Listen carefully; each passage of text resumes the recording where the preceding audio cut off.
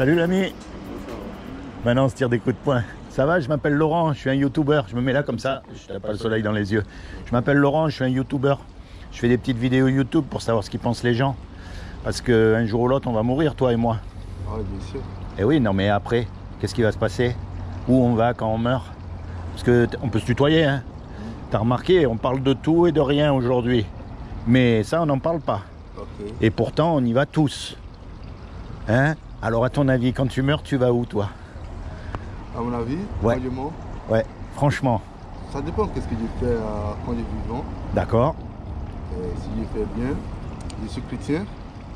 Et on a dit on va à la paradis. D'accord. Et si j'ai fait mal, Alors donc, normalement, toi, tu es chrétien. Donc, tu vas être jugé par rapport au bien ou au mal que tu as fait. ouais. Donc, la grande question à se poser, c'est de savoir comment est-ce qu'on sait si on fait du bien ou du mal. Ouais. Donc, comment tu fais, toi, pour savoir si tu fais quelque chose de bien ou de mal? Pour moi, c'est qu'est-ce que je ne voulais pas qu'un autre fait à moi, Oui. D'accord. je ne fais pas à l'autre. C'est très bien. C'est parfait. Tu vois? Donc, tu es chrétien, tu crois en Dieu. Ouais, Bon, ben Dieu, il nous a donné une loi. Et cette loi, c'est les 10 commandements. ouais. Les 10 commandements, c'est la loi parfaite qu'aucun de nous, on peut accomplir. Hein. Ouais. Non, mais c'est vrai. Par exemple, il y a un commandement, il dit, tu mentiras pas. Ouais. Est-ce que tu as déjà menti? Si, bien sûr, j'ai déjà menti. Et moi aussi, attention, je te juge pas. Ouais. Il y a un commandement, il dit, tu voleras pas. Est-ce que tu as déjà pris quelque chose qui n'est pas à toi? Même des petites choses. Ah oui, bon, ouais. Il y a un commandement, il dit, tu commettras pas d'adultère. Ouais. T'es pas marié. Non. Bon, alors là, tu te dis, ouf, là, je suis bon. Eh ben non, parce que Jésus, justement, il a dit, Ouais. quiconque regarde une femme pour la convoiter, il a déjà commis un adultère avec elle dans son cœur. C'est vrai. Ouais, c'est vrai, ça c'est vrai. Tu vois, face à la loi morale parfaite de Dieu, que l'on soit chrétien ou pas, on est mal, parce qu'on a tous cassé la loi. Ouais, on est tous, vraiment.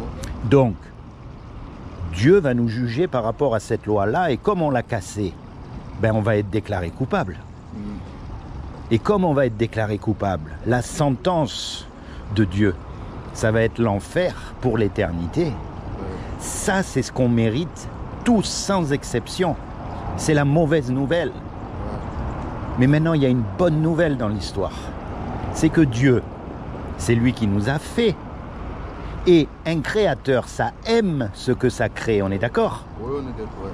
Et Dieu nous aime tellement qu'il ne veut pas nous condamner, il ne veut pas nous envoyer en enfer. Et donc il a fait quelque chose pour que toi et moi, malgré qu'on soit coupable, on puisse éviter son châtiment. Est-ce que tu sais ce qu'il a fait? Normalement, tu devrais. Ouais. Et son fils Jésus, il est mort pour nous. Exactement, il a envoyé son fils. Mais en fait, c'est lui-même qui est venu sur terre et il s'est habillé avec un corps qui est Jésus. C'est pour ça qu'on l'appelle le Fils de Dieu. Ouais. Tu vois? Et il est mort à notre place sur la croix. C'est-à-dire que toi et moi, on est coupables, d'accord? Ouais. Et on mérite la punition. Parce qu'on ne peut pas retourner en arrière pour effacer le mal qu'on a Non, fait. on peut pas. Et on ne peut pas aller devant Dieu dire « Ah Dieu, tu es un bon Dieu, tu vas me pardonner ». On ne peut pas. Il est obligé de nous punir. Ouais, c'est ça. Tu vois? Ouais. Jésus, lui, qui est le seul qui a accompli la loi, il est venu et il s'est sacrifié pour nous à la croix. Donc, le juge, Dieu, il est satisfait parce que l'amende, elle a été payée. Et nous, malgré qu'on est coupable, on est libéré du châtiment. C'est ça. Alors maintenant, je vais te dire une chose, mon frère. Quelqu'un qui t'a rendu ce service, qui t'a sauvé de l'enfer, quand il va te demander un petit service, tu vas lui rendre. Bien sûr.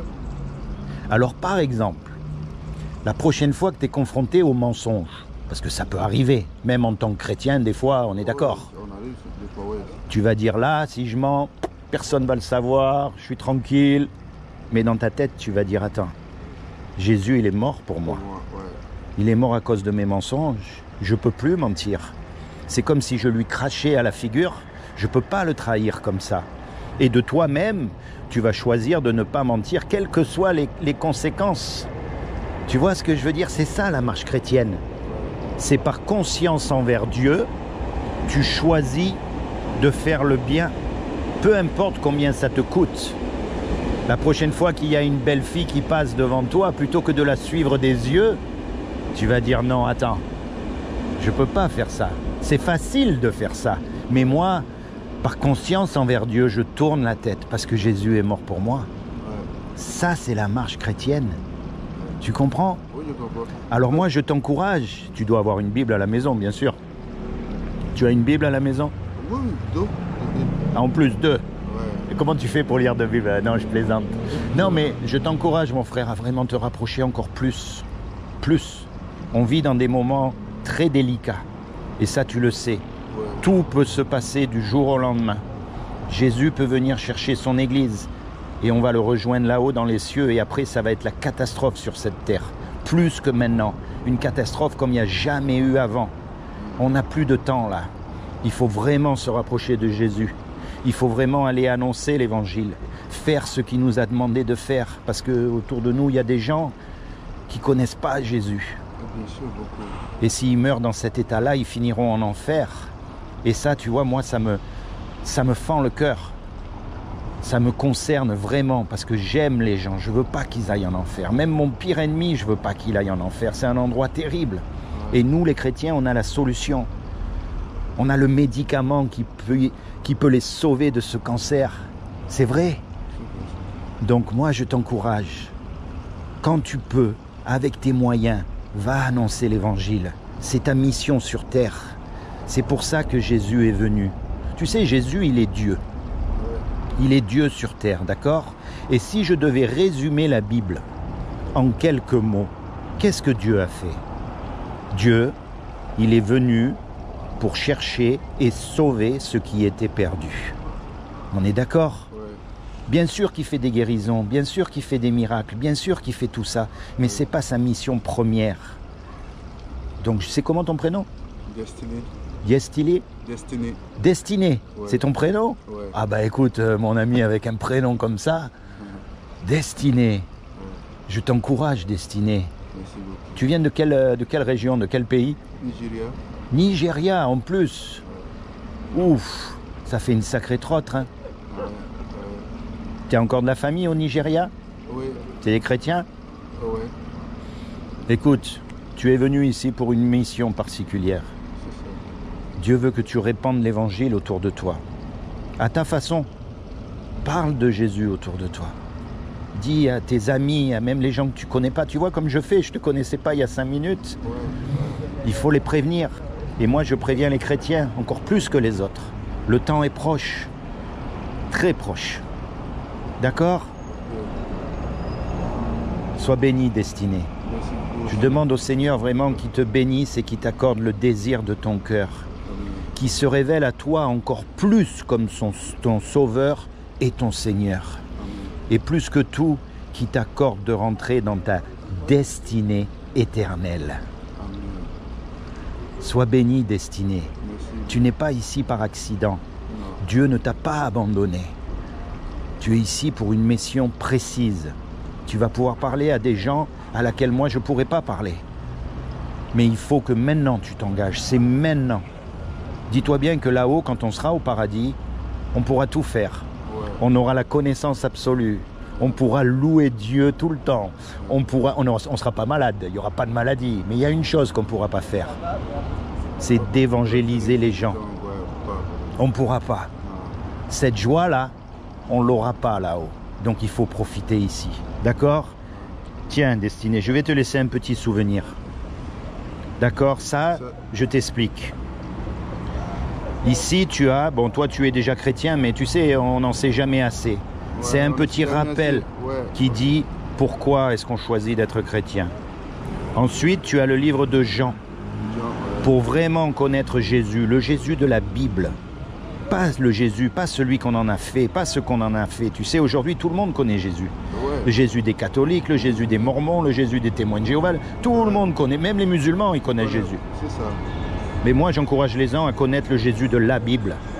Donc, c'est le livre de Jean. Et à la fin, tu as des petits conseils pour pouvoir marcher avec Dieu, toi, tout seul. Parce qu'on va arriver dans des temps où on ne pourra même plus aller dans une église. Ouais. Donc, tu vois, c'est important de marcher seul. Et j'ai appelé ça le saut. Tu sais pourquoi? Non. Est-ce que tu sauterais d'un avion sans parachute? Je n'ai pas encore fait, mais je voulais faire un Dieu. Non, mais moi je parle sans parachute. Ouais. C'est comme ça, bien sûr que non. Tu sauteras jamais d'un avion sans parachute, ça fait peur. Ouais. Mais tu sais, la mort, Ouais. c'est pire que de sauter d'un avion sans parachute. Et le parachute, c'est Jésus. Ouais. Sois béni, Destiné. Merci. Sois béni. D'accord? Merci. Allez. L'église ici? À Vidauban, moi je vais. Ah, ok. Et toi, tu es à l'église ici? Non, je viens d'arriver ici cette semaine-là. Mais demain, je vais à loin maintenant, après, au Doumar. Je vais chercher une église évangélique ici pour aller. Oh, il doit y avoir. Ouais. Ici, tu sais, regarde. Tu as sur Internet, si tu cherches une assemblée, tu peux aller soit là, soit là. C'est des églises baptistes, d'accord? Mais c'est des églises qui enseignent la parole de Dieu. Parce qu'aujourd'hui, il y a beaucoup de... Il faut se méfier, Ouais, c'est ça. d'accord? Il y a beaucoup de choses bizarres dans les églises. Là, au moins, tu es sûr que tu vas rencontrer des gens qui s'attachent à la parole de Dieu. Tu vas sur le site internet, tu appelles et tu demandes où c'est qu'il y a une église à Toulon. Ok. Et si ça te convient comme assemblée, eh ben, tu vois, pourquoi pas. Hein? Mais moi, je m'attache vraiment aux assemblées qui s'attachent à la parole de Dieu. C'est ça. Aujourd'hui, les temps sont trop délicats. Tu vois, il y a trop d'abus, il y a trop de mensonges, même dans les églises. Tu sais, il est écrit dans la Bible, dans le livre d'Apocalypse, que nous sommes à l'époque de l'église de Laodicée. Ouais, L'église qui se croit riche, mais la Bible dit que cette église-là est pauvre et nue. Et moi, je crois à la Bible. Je ne m'arrête pas juste parce qu'il y a beaucoup d'instruments de musique, parce qu'il y a beaucoup de choses dans l'église. Non, je ne m'arrête pas à ça. Si la Bible dit que l'église est pauvre, ouais, je crois à la Bible, ça veut dire que l'église est pauvre. c'est ça. Et il est écrit que Jésus est à la porte et qu'il frappe. Ouais. Mais s'il est à la porte, ça veut dire qu'il n'est pas dedans. Non, c'est dehors. Il est dehors. Je frappe la porte. Souviens-toi de ce que je t'ai dit. D'accord? Merci Appelle et beaucoup. tu trouveras une église. Merci. Sois béni, Destiné. Merci. Sois béni du fond du cœur. Au revoir.